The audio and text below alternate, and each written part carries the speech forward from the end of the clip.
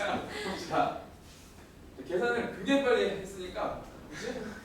계산 속도가 얼마나 빠른지 촬영을 멈췄어요.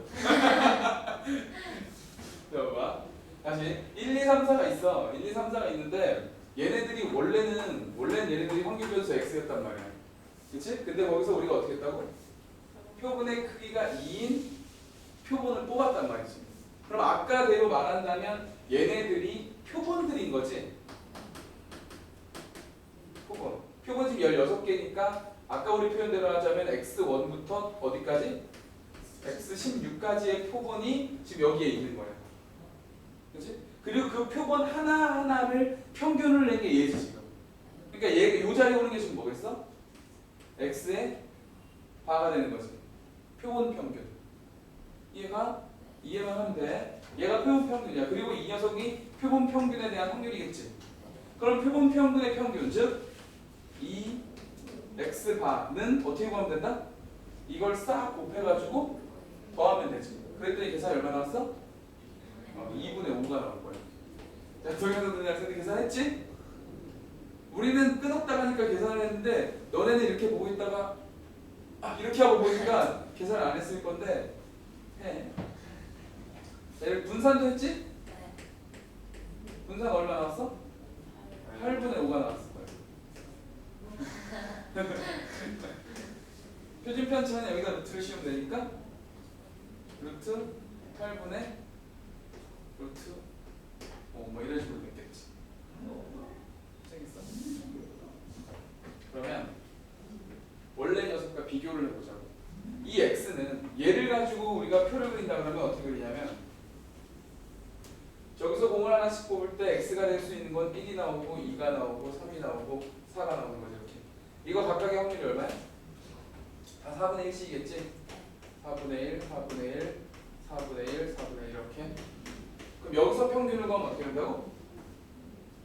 4분의 1, 4분의 2 더하기 3분의 3, 4분의 이렇게 되니까 얼마야? 4분의 10. 오케이. 그래서 평균이 얼마 나온다? 2분의 5가 나온다.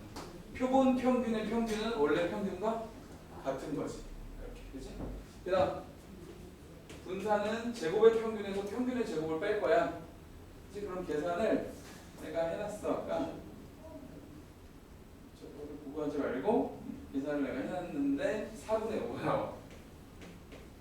이렇게. 4분의 5가 나와. 그리고 당연히 표준 편차는 여기다 루트를 씌우는 거니까 뭐가 돼? 2분의 루트 5가 되겠지. 그리고 나서 비교를 해보는 거야. 편차 비교하는 거야. 편차. 아까 우리가 얘기했던 것처럼 중심에는 뭐가 있는 거냐면 표본 평균들을 다시 평균을 내면 원래 평균과 어떨 수밖에 없다?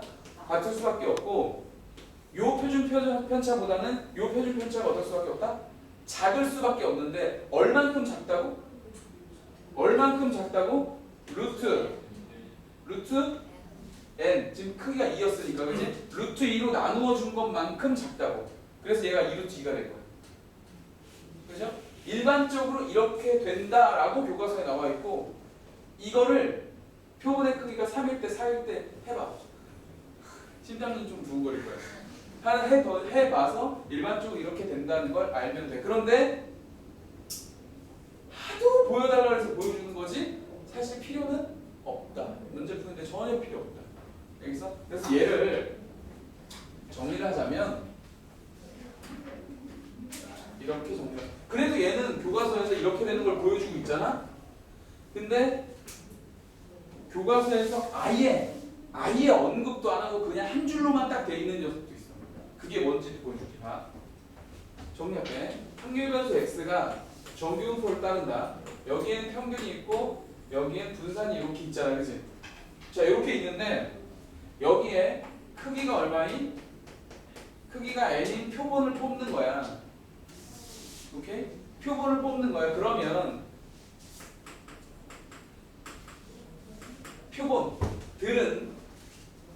표본들은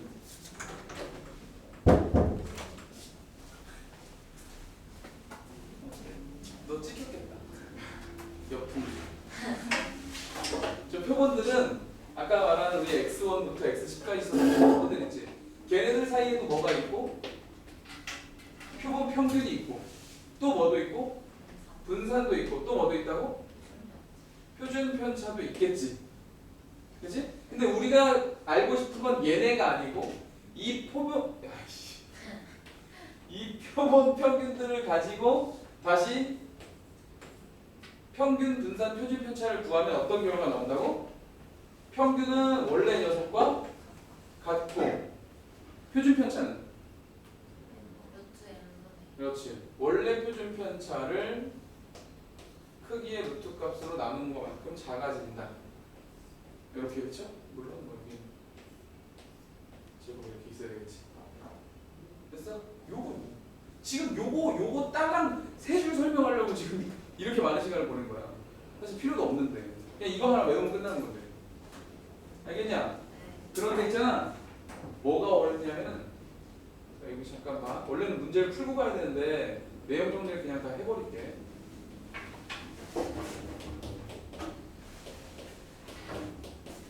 신뢰 구간이라는 게 있어. 신뢰 구간. 신뢰 구간은 뭐냐면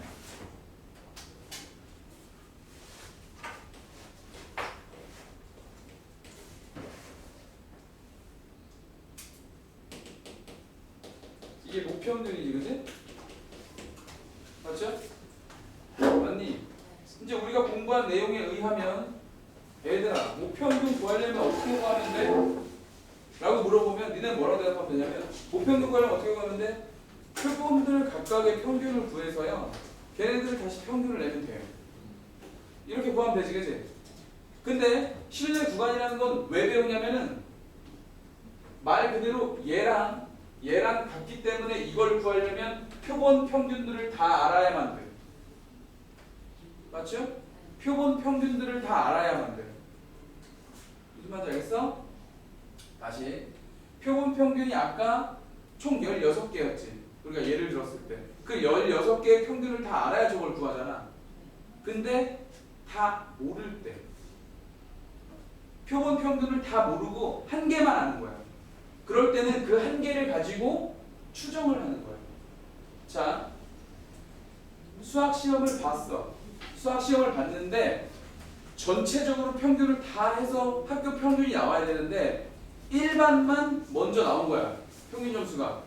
담임 선생님이 부지런해가지고 그날 저녁에 바로 계산을 했어. 여기 1번만 나왔어. 근데 교장 선생님이 전화를 한 거야. 일반 담임한테. 아니 교무주임한테, 학년주임한테 전화해서 이번에 수학 점수 평균 어떻게 돼?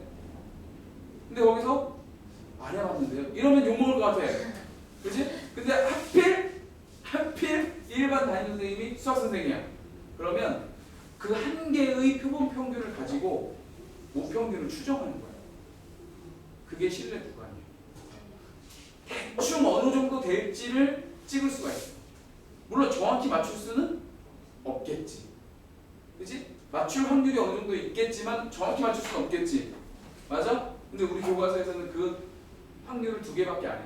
95%랑 99%. 자, 그걸 어떻게 하냐면 제가 이렇게 합니다.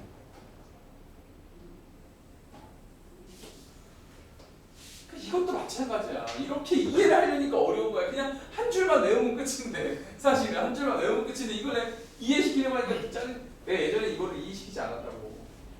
그냥 외워 병신아 이랬거든. 뭐 시험에 나와봤자 다 똑같은 거만 나오는데 뭘 이해를 하려고 그랬는데 하도 질문을 많이 가지고. 자, 모평균이 이렇게 있는 거야. 그죠? 모평균이 있는데 내가 이 모평균이 속해 있는 걸 몇 퍼센트의 확률로? 95%의 확률을 찍으려고 그래. 뭐 100%로 찍을 수가 있어. 대충 뭐 이렇지 않겠어? 수학 점수 하자.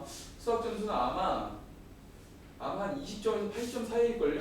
이런 100%야. 거의 100%야. 그치? 그러면 이렇게 하면 100%가 되는데 95%로 찍으려면 어떻게 해야 되느냐를 우리 교과서에서 뭐라고 나타내고 있냐면 지금 여기 있는 면적이 확률이잖아. 그치? 표준 정규분포로 갔을 때 여기가 0이잖아. 맞죠? 95%가 되려면 내가 이걸 어디서부터 어디라고 찍을 거 아니야? 이 평균은 어디서부터 어디까지 있을 것이다. 맞지? 그런데 이 면적이 뭐가 돼야 된다고? 0.95가 돼야 된다고. 확률 95% 찍으려면. 그럼 한쪽은 뭐가 돼야 돼? 한쪽은 0.4